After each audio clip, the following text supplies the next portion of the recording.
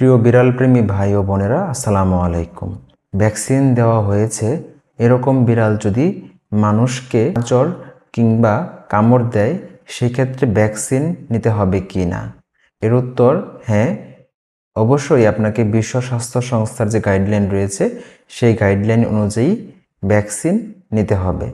যদি আপনার অক্ষত ত্বকে বিড়ালের লালা লেগে যায়, সেক্ষেত্রে আপনাকে কোনো ভ্যাকসিন নিতে হবে না, শুধু সেই স্থানটি ভালোভাবে ধুয়ে ফেললেই চলবে সাবান বা ডিটারজেন্ট দিয়ে। যদি বিড়াল আঁচড় দেয় কিন্তু সেখান থেকে রক্ত নির্গত না হয়, সেক্ষেত্রেও আপনাকে ভ্যাকসিন নিতে হবে।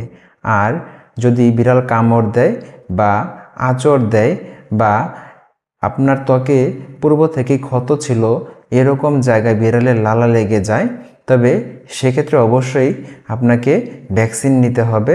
সেই ক্ষত জায়গাটি আপনাকে ভালোভাবে সাবান এবং ডিটারজেন্ট এগুলো দিয়ে প্রায় 15 মিনিট কাল ভালোভাবে ধৌত করতে হবে।